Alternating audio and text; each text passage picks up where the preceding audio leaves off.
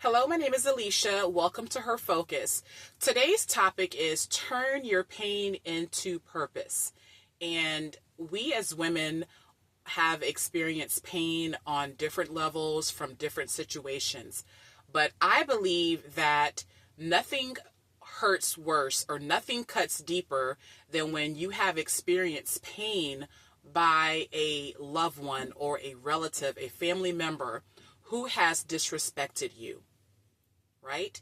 And I'm talking about the kind of pain and the kind of disrespect that is never, ever going to be resolved with a sincere apology. Right?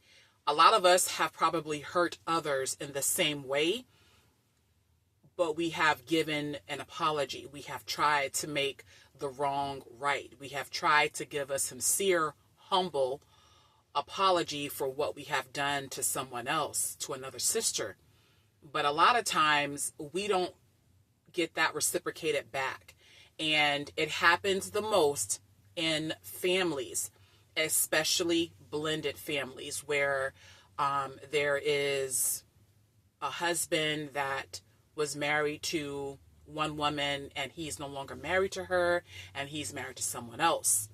And that blend, that family dynamic becomes quite complicated because when that happens, when that blend happens, everyone, especially the children, the ex-wife, the new wife, has all sorts of concerns or feelings about this new dynamic, and everyone is pretty much operating off of emotions purely out of maybe not accepting what has happened in terms of this new addition to the family, or they are not able to fully or properly communicate their feelings towards what they feel has been lost as a result of a new member coming into the family. Either way it goes, both parties, every individual involved is feeling some type of way. And rather than act out on those feelings in a negative way, it's best to turn that pain into a purpose. And let me just back up a bit. I am not a proponent of those who say, don't get emotional. Don't let it get to you, because that's not realistic. When you feel, you feel. You feel joy, you feel sadness, you feel pain, you feel happiness. If we were not made or created to feel, then the Most High would not made that possible. He would not have made that possible. We wouldn't have a liver. We wouldn't have emotions. So emotions are meant to be carried out. It's never a good practice to act negatively off of a negative emotion. And so that's the difference. So I'm not going to ever be a person that says, oh, you shouldn't feel that way. Everyone has the right to feel what they feel and how they feel. And everyone also has the right to not accept disrespect, whether it be from a relative or a colleague at work, a classmate, or just even a stranger. No one is going to accept that. No one wants to accept that. So inside of a family, everyone deserves respect. And that may look a little different depending on who it is. But most certainly, we as females need to learn to get along better. And it's not an easy task, and it requires a team effort. It can't just be one female in the family saying, hey, I'm going to do this so that we can all work this way and live this way. And the rest of the females are like saying they are, but they actually are not putting in the work. It requires each individual in that unit to work towards that common goal. And everyone should have agreed on it being a common goal in the first place. A lot of times we get so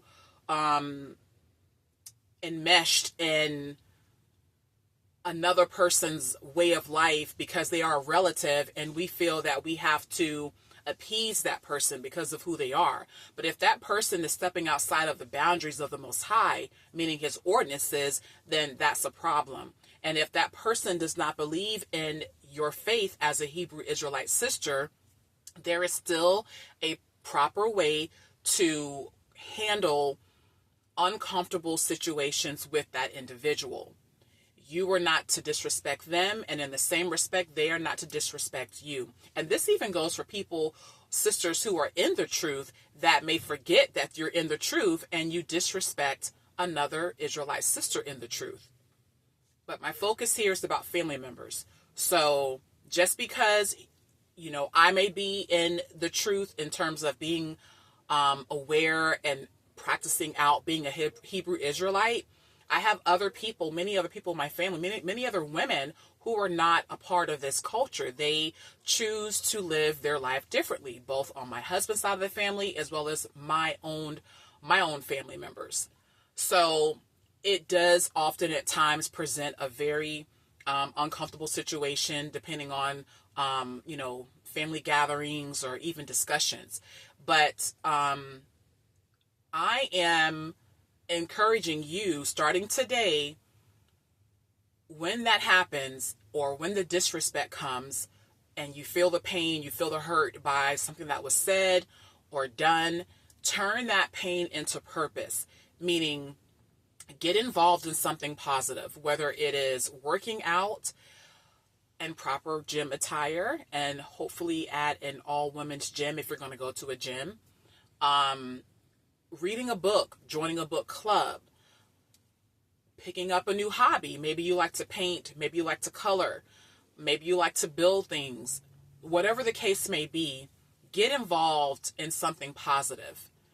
And do this after you have gotten in your scriptures, after you have gone to the Most High and prayed about it. You may need to fast about it, but turn that pain into purpose, because where you shift your energy, it is just going to multiply. So if you shift your energy into negative behaviors, that's just going to manifest into something greater that is more negative than what it already was. The same way, if you shift your energy into something positive, it is going to manifest more positivity.